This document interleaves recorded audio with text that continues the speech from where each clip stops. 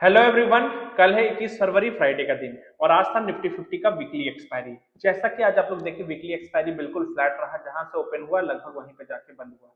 कुछ भी आज आपको नहीं दिखने को मिला, चाहे वो बैंक निफ्टी हो चाहे वो निफ्टी 50 हो।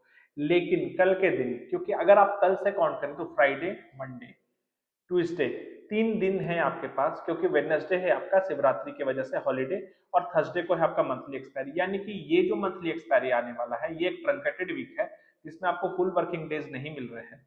तो इसके वजह से क्या होगा ना कि मार्केट में जो प्रीमियम कट होगा वो काफी डाइसी होने वाला है। तो इस चीज को आपको समझना पड़ेगा। और मार्केट जो इतना टॉप पे समय बिता रहा है, इस चीज को भी समझना बहुत जरूरी है कि ये जो समय बिता रहा है कि यहाँ से अगर कोई ब्रेकआउट आता है तो वो कितना रिलायबल होने वाला है। और अगर वो रिलायबल नहीं है तो वो कौन सा एग्जैक्ट लेवल है जहां से हम लोग एटलीस्ट प्रेडिक्ट कर सकते हैं कि यस, अगर हम यहाँ से कोई रिस्क रिवॉर्ड रेशियो ले तो रिस्क मेरा मिनिमल हो और रिवॉर्ड मेरा हमेशा मैक्सिमम हो। तो चलिए उस चीज को समझते हैं। आप देख रहे हैं यहाँ पे मैं एक ट्रेंड लाइन बनाया हूँ। इस ट्रेंड लाइन पे मैंने इस पॉइंट को कंसिडर किया है। ये जो आप लेवल देख रहे हैं, एक इस लेवल को ऊपर दो रेजिस्टेंस को पकड़ा है और यहाँ पे एक सपोर्ट को पकड़ा और यहाँ पे एक सपोर्ट को पकड़ा। इससे मैं आपको लेवल्स इसलिए बताने वाला हूँ ना कि देखिए आपको पास्ट में दिख रहा है कि यहाँ पे ये चीज अच्छा काम किया, यहाँ पे यहाँ अच्छा काम किया, यहाँ पे भी हमको दिख रहा है प्रीवियसली अच्छा काम कर चुका है, यहाँ भी काम किया है, यहाँ पे एग्जैक्टली मार्केट रिटेस्ट किया, यहाँ भी रिटेस्ट किया। यानी कि ये ट्रेंड लाइन अपना वर्थ ऑब्वियसली पहले बता चुका है कि हम कितने वर्थ के हैं और आप मेरे पे आगे चल के भरोसा कर सकते हैं। अभी फिलहाल मार्केट इस ट्रेंड लाइन के ऊपर ट्रेड कर रहा है। अगर कल निफ्टी 50 को ऊपर निकलना है तो उसको मेक श्योर करना पड़ेगा कि इसके नीचे वो ट्रेड ना करे, यहीं से सपोर्ट लेके वो ऊपर निकल जाए तो वेल एंड गुड। तब हम लोग आराम से मान सकते हैं कि तुम 23,250 जाने के लिए रेडी हो। इस चीज को समझना पड़ेगा। और इस सपोर्ट को भी देख रहे हैं कि हम लोग यहाँ पे प्रीवियसली इसी आसपास को सपोर्ट क्रिएट किए थे, इस लाइन के पास आके बाउंस बैक, इस लाइन के पास बाउंस बैक। तो अगर मार्केट में सबसे बड़ा प्रॉब्लम क्या है ना कि देखिए यहाँ पे एक राइज आया। मैं यहाँ सारा ड्राइंग को थोड़ा अंडू कर देता हूँ ताकि आपको थोड़ा सा पिक्चर यहाँ पे क्लियर दिखे और ताकि आप लोग यहाँ पे बेटर डिसीजन मेक कर सके। इस सपोर्ट से जो बाउंस बैक आया, मार्केट के पास एक अच्छा अपॉर्चुनिटी था कि तुम यहाँ से निकल जाओ। अगेन मार्केट ऊपर गया, ग्रीन कैंडल, यहीं से मार्केट रेजिस्टेंस किया, फिर ऊपर गया, वो ब्रेकआउट आपका फेल हो गया, फिर मार्केट ऊपर गया, फिर नीचे आ गया, फिर ऊपर गया, फिर नीचे आ गया, इसी लाइन से बाउंस बैक किया। लेकिन मार्केट आज क्या हुआ, फिर से गैप डाउन खुला और किसी तरीके से मार्केट आज होल्ड आउट कर लिया। सबसे बड़ा सवाल ये है कि अगर आप इस पॉइंट पे कर्सर को लाते हैं और यहाँ पे देखते हैं कि निफ्टी 50 का एग्जैक्ट लेवल कौन सा है, तो आप लोग उसी हिसाब से ट्रेड कीजिएगा। 22,844, 22,844। तो हम यहाँ पे लिख लेते हैं 22,844 आपका ये पहला सपोर्ट है। लेकिन इस सपोर्ट S1 पे आपको तभी रिएक्ट करना है जब मार्केट यहाँ पे आपको एक कैंडल इसी के ऊपर क्लोज होते हुए दिखे और यहीं से फिर रिबाउंड होते हुए दिखे। तभी आप लोग कोई ऊपर का ट्रेड प्लान कीजिएगा। और वो कैंडल कैसा होना चाहिए कि मान लीजिए यहाँ पे रिटेस्टिंग किया, यहाँ पे कोई एक अच्छा ग्रीन कैंडल बनना चाहिए। तब आप मानेंगे कि यहाँ पे जो मार्केट रिटेस्ट किया है ये एक रिलायबल रिटेस्ट है और तभी आप इस पर भरोसा कीजिएगा। अदरवाइज मेरे हिसाब से इस रिटेस्टिंग का चांसेस कम है कि मार्केट इसको होल्ड आउट करेगा, क्योंकि आप देख रहे हैं एक बार फेल कर चुका है, दो बार फेल कर चुका है, 3 बार। तो क्या होना, ये लाइन जब धीरे धीरे कमजोर हो रहा है तो हो सकता है जब चौथा बार हिट करे तो मार्केट इसको नीचे आता हुआ दिखे।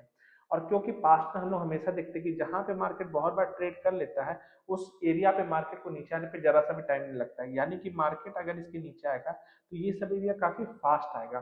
तो फिर आपका ये एक एरिया यहाँ पे बन रहा है जहां पे निफ्टी 50 एक रेंज बना सकता है। अब उस रेंज को आप लिख लीजिए, वो रेंज आ रहा है 22,000 आपका। एक मिनट मैं यहाँ पे कर्सर ले आता हूँ ताकि आपको यहाँ पे आइडिया हो जाए। मान लीजिए कल मार्केट इस आसपास बेस है 683 और ये एक आपका रेंज है, तो 22,750, 22,750 से लेके 22,680, ये जो आपका 70 पॉइंट का रेंज आ रहा है, यहाँ पे आपको एक्यूमुलेशन करने के बारे में सोचना है। अगर आप यहाँ पे एक्यूमुलेट करते हैं, लेट से यहाँ पे आता है, यहाँ से रिबाउंड करता है, तो इसके ऊपर जब निकलेगा यानी कि 5 मिनट का टाइम फ्रेम पे मार्केट मान लीजिए डाउन ट्रेंड जा रहा है, फिर अगर हायर हाई हायर लो बनाना शुरू करेगा तो वहां पे आप ट्रेड इनिशिएट करेंगे। वहां पे दो तीन चीज और चीज का ध्यान दीजिएगा कि ग्रीन कैंडल का फॉर्मेशन कैसा हो रहा है, यानी कि बॉडी का साइज बड़ा है कि नहीं और साइडों का साइज छोटा होना चाहिए। प्लस अगर मान लीजिए एक रेड कैंडल ऐसा बना है, एक ग्रीन कैंडल बने और अगला ग्रीन उसको तोड़ा, यानी कि एक 3 साइड अप प्लस है। या हो सकता है डाउन ट्रेंड में एक मॉर्निंग स्टार कैंडल का फॉर्मेशन, ये भी जैसे मॉर्निंग स्टार में आ जाएगा। उस टाइप का पैटर्न पे अगर फॉर्मेशन हो रहा हो और आपको इसी लेवल से एक रिबाउंड आते हुए नजर आ रहा हो, चाहे अगर आप आरएसआई इस्तेमाल करते हो या कोई भी इंडिकेटर जिसमें आपको दिख रहा है कि मार्केट में पॉजिटिव डाइवर्जेंस हो, एक कंप्लीट अगर समीकरण बन रहा है, तो वहां से हम प्रॉपर रिस्क नॉट लेंगे कॉल साइड का। क्योंकि हो क्या रहा है ना, जब जब कोई इंसान कॉल पे ट्रेड कर रहा है वो बार बार फंस जा रहा है। इस चीज को समझना बहुत जरूरी है कि इतना आसानी से भी आपका ऊपर साइड पैसा नहीं बच जाएगा कि आप कहीं पे ट्रेड लिए और आपका वहां पे जाके पैसा बन जा रहा है। इस चीज को ध्यान से समझिए कि मार्केट इतना बार मौका क्यों दे रहा है। मैं सारा ड्राइंग क्लियर कर रहा हूँ और यहाँ पे आपको एक चीज समझा रहा हूँ। ये ऐसा क्या है कि मार्केट को एक ऐसा ऑफर तो नहीं निकाला हुआ है कि तुम आओ यहाँ पे एक्यूमुलेट करो और यही से हम तुमको दे देंगे। ये जनरली क्या होता है कि मान लीजिए कल ऊपर गया एक लेवल के लिए, तो उस पे हम कितना भरोसा करेंगे, इस चीज को समझने भी बहुत बड़ा जरूरत है। हो सकता है ऊपर गया फिर से एक ब्रेकआउट दिखा के फिर से मार्केट अचानक से फेल हो जाए, तो इट्स बेटर कि अगर हमको कॉल लेना ही है, जैसे ये एक अच्छा अपॉर्चुनिटी देखे चलो हम भागने के लिए रेडी है, तो वैसा ही एक अपॉर्चुनिटी आपको दिखना चाहिए। किस लेवल से, जैसे हम यहाँ पे एक ट्रेंड लाइन ला रहे थे कि हाँ तुम आ जाओ इस लेवल से, ऐसा कुछ रिबाउंड हो तो हम वहां से एक ट्रेंड लेंगे। भले ही हो सकता है आपके हाथ से कुछ पॉइंट निकल जाए, लेकिन वो ट्रेड जो होगा वो हो सकता है डायरेक्शनल ट्रेड होगा, तो आपका उस पर प्रॉफिट जरूर बनेगा। एक बार बैंक निफ्टी का भी चार्ट देख लेते हैं।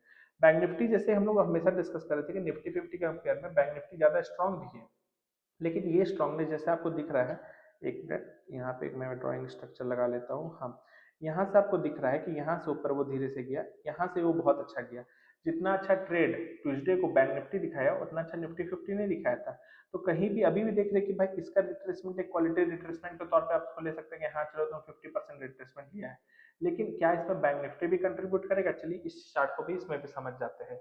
एक चीज हम लोग को यहाँ पे प्रीवियसली भी दिख रहा है कि इस एरिया से जितना अच्छा बैंक निफ्टी किया उसका भी अभी आप देख रहे हैं कि ये लेवल एक अच्छा सपोर्ट लेवल था, और इसी सपोर्ट लेवल के आसपास अभी भी बैंक निफ्टी होल्ड कर रहा है। बैंक निफ्टी हम ज्यादा बियरिश कब होंगे?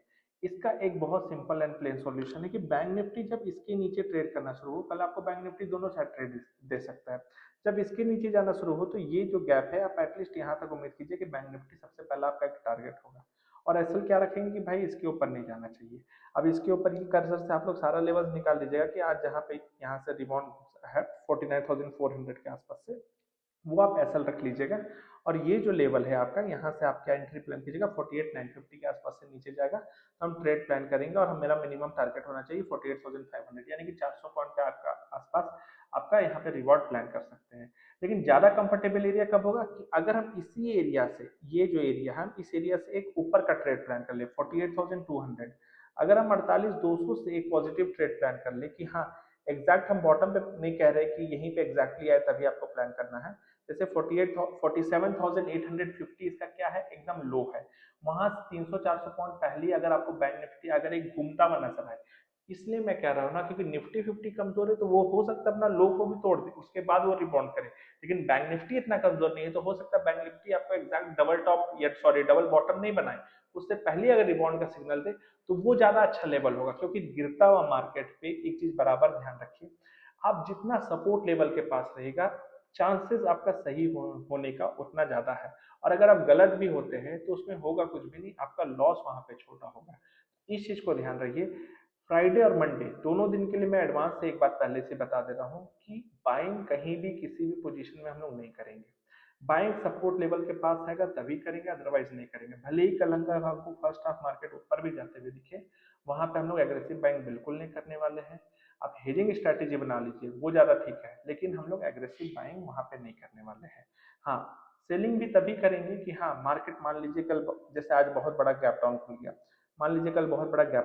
चलिए अब बैंक निफ्टी को देख लेते हैं। बैंक निफ्टी के चार्ट में क्या हुआ है कि बैंक निफ्टी का चार्ट जो है इसमें ध्यान देने वाला क्या बात है कि मान लीजिए जैसे हम बोले थे मार्केट गैप अप हो जाता है, जैसे आज एक गैप डाउन खुल गया, अगर मार्केट गैप अप होकर कल मूव भी करना शुरू करता है तो हम लोग को ये पॉइंट देखना है कि ये जो हमारा रेजिस्टेंस एरिया था इसके ऊपर हमेशा क्या कहते हैं, कैंडल्स को देखिए कैसा कैंडल बन रहा है।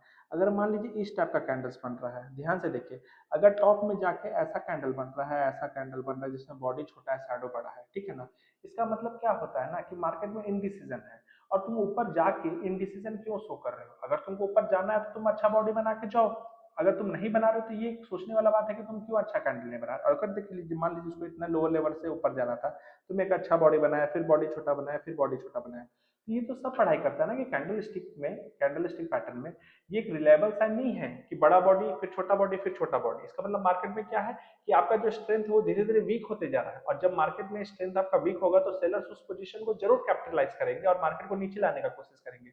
तो ट्राई टू अंडरस्टैंड कि तुम इस लेवल के ऊपर जाने के लिए रेडी हो, बिल्कुल रेडी हो, हम खेलेंगे भी कॉल, हम ऊपर का भी पोजीशन बनाएंगे, लेकिन तुम इसके ऊपर कैंडल कैसा बना रहे हो? अगर तुम कैंडल अच्छा नहीं बना रहे हो तो इसका मतलब मेरा वो रिस्क लेना वर्थ नहीं है वहां पे। इस चीज को समझना पड़ेगा। तो अगर मार्केट यहाँ से ऊपर चल भी जाता है और कैंडल अच्छा नहीं बन रहा है तो वो मेरे लिए एक डाउट क्रिएट कर रहा है। तो इस डाउट से हमेशा अगर ऐसा डाउट हो तो वहां पे पोजीशन नहीं बनाइए, क्योंकि होगा कुछ नहीं।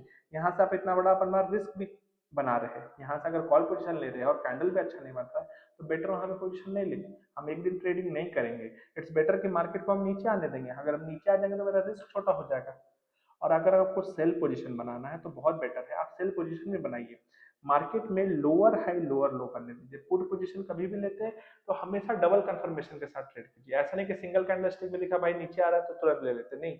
पुट सेट आप हमेशा देखेंगे मैक्सिमम टाइम लोग फंस जाता है, भले ही उसमें प्रॉफिट आपको बहुत जल्दी मिलता है, लेकिन कंफर्मेशन के साथ वहां ट्रेड कीजिए। तो लोअर हाई लोअर लो 5 या 10 मिनट के चार्ट पे अगर मार्केट हमको बना के दिखाएगा और एक प्रॉपर रिवर्सल लिख जाएगा और वो भी रेजिस्टेंस एरिया के पास, तो वहां पे एक ट्रेड लेना बनता है। और रिस्क रिवॉर्ड रेशियो 1:2 1:3 के हिसाब से ले लेंगे, ठीक है ना। क्योंकि अभी हम बहुत ज्यादा नीचे का भी रिवॉर्ड क्यों नहीं जल्दी लेने बोल रहे, क्योंकि मार्केट धीरे धीरे बेस फॉर्मेशन का काम कर रहा है। तो ये जो भी अभी हम बताए इसको फ्राइडे और मंडे दोनों चीज के लिए ध्यान रखिएगा। और फ्राइडे के मार्केट के बाद मैं एक लॉन्ग वीडियो बनाऊंगा जिसमें एक्सप्लेन करूंगा कि खासकर मंथली एक्सपायरी और खासकर मार्च फर्स्ट वीक में कैसा आपका मार्केट में आप व्यू और स्ट्रक्चर क्रिएट कर सकते हैं, वो भी आपको अच्छे से एक्सप्लेन उसमें किया जाएगा। तो आज का वीडियो में इतना ही। Thank you very much.